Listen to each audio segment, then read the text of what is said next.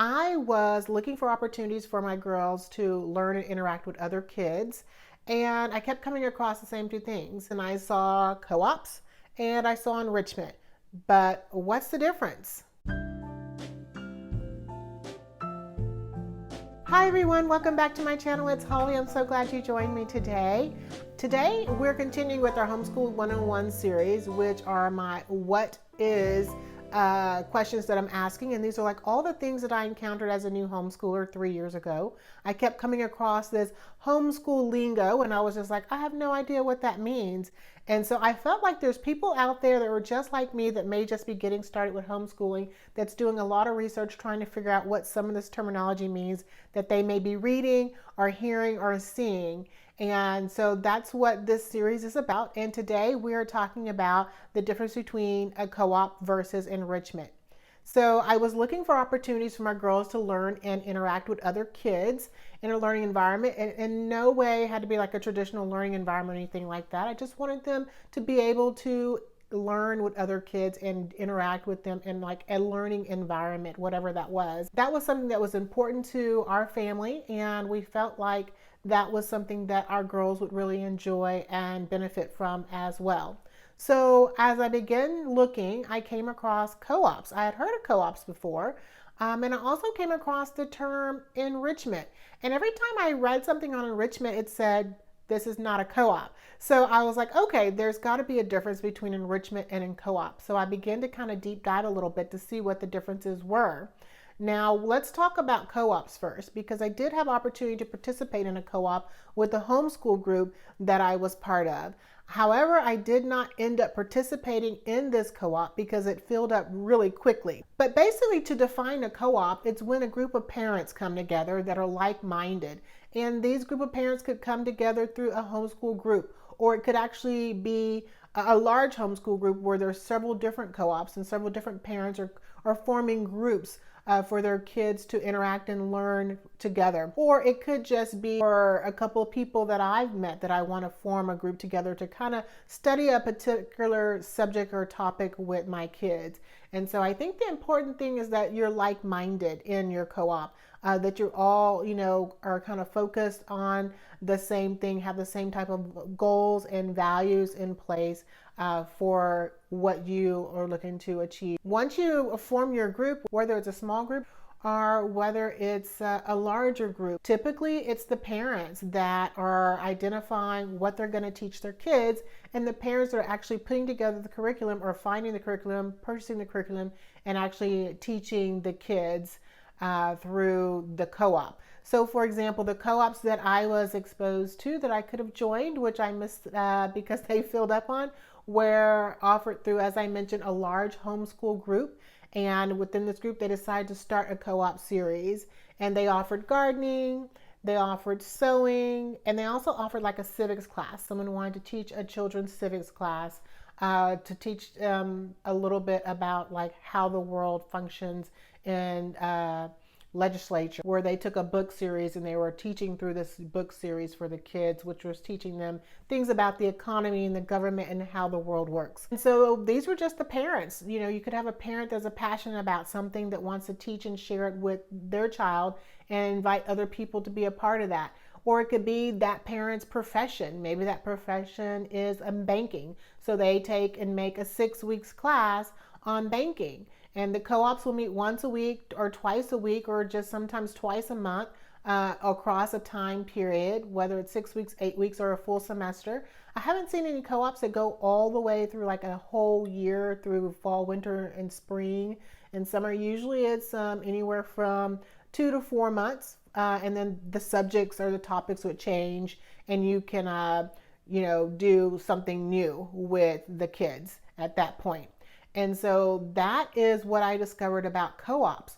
And so they can come from a large homeschool group, families that come together that are like-minded, and it's actually a teacher's doing majority of the teaching, which I've seen. However, I have heard of where they have brought people in, other experts that come in and teach these kids as well, which is really great because this is something I saw when I was visiting private schools, where they would actually bring in doctors and things like that. And these doctors would share with the classroom and teach them and do a lecture and do some fun activities around that area of expertise. And so whether it was a doctor or an architect or an artist or a firefighter, this person would come in and teach and share with them. And a lot of times you could find people that are willing to give their time for free to do this.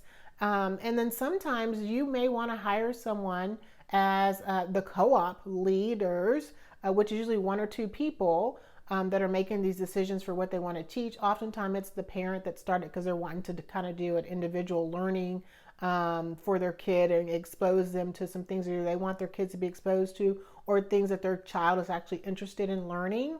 But you can like hire an outside teacher to come in and do these co-ops as well, if that's something that would work for you. That was really neat to learn about the co-ops and how they function. Now let's talk a little bit about enrichment and how it seems to be a little bit different. Enrichment seems to be a little bit more structured, but let me kind of back up a little bit because I first encountered the word enrichment through public school systems, because when I looked at the public school system and they offered enrichment classes, they usually were tied to expanded learning for kids that were gifted and talented or just very bright students. They also offered certain types of enrichment to students that were special needs as well. So basically this was an opportunity for a child to kind of hone in on something specific, to learn about it in a deeper, more broader way through projects and experiments and exposure and more reading, and kind of being able to bring them to a place to have discussions and critically think about things. And just build up on their knowledge that they already had and how they actually apply that and use that in life outside of a classroom and outside of like a base kind of core information that someone would need. And enrichment is something that you can really do with your kids, that when they have an interest in something specifically, to dive deep into it. Now, the enrichments that I found that operated as a group where people came together, they were kind of like a nonprofit or kind of like an organization. So it may have a director and they may have hired teachers in different locations around your town or city.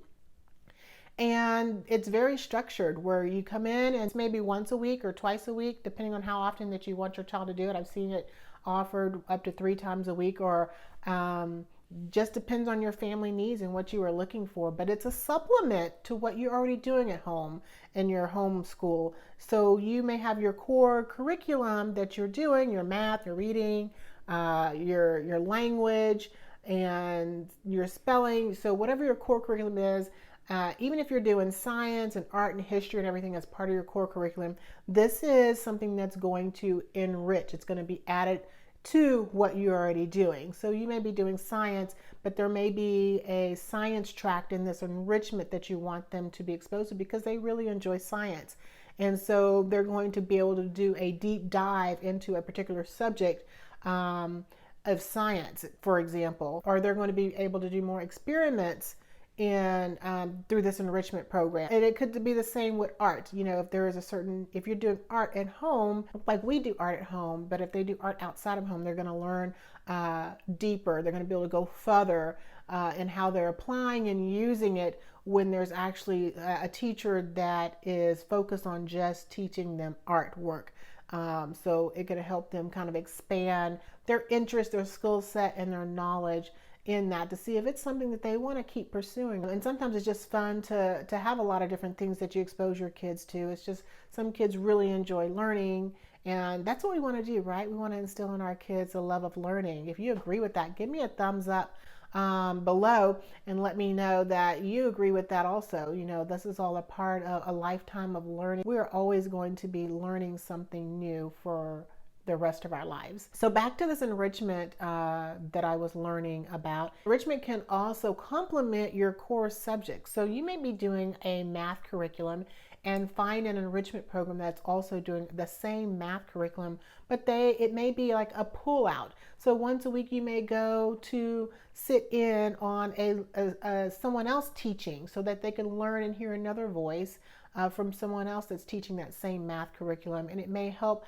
them learn how to learn from other people and different ways of teaching, because people teach different ways. So there's a lot of things that they can gain from that.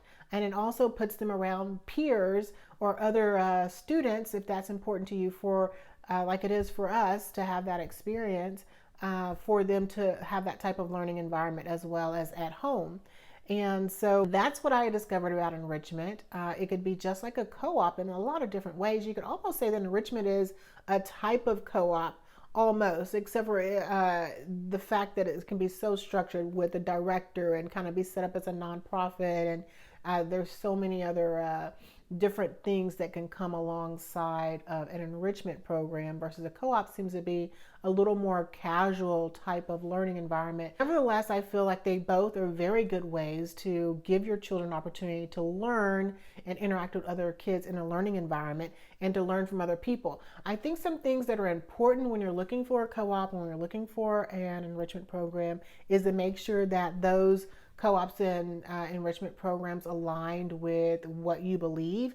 They aligned with your home values, the values that you set forth for your learners, for your children in homeschool, and what you're trying to achieve, that they actually complement that already, so it doesn't kind of steer them off track into a different direction. So I would say that would be like the number one thing that to consider with that. You know, location would be something important also. How far will you have to drive for this? What the commitment is?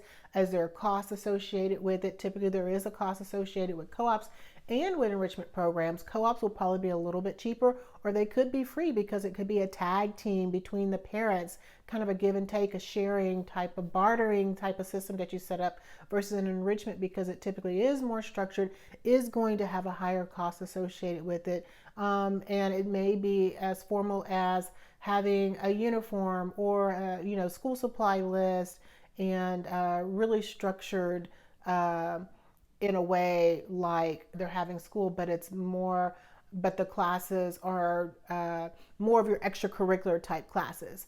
Or it could just be, like I said, something that's complementing your core curriculum. So that's what I discovered about the differences between co-op and enrichment. Clearly there are differences that do exist. And as you have heard some of the things I've shared, you probably can see the similarities between them as well. What are your thoughts about it? I'd love to hear and read your comments below. It's always fun to hear you respond and interact with me below.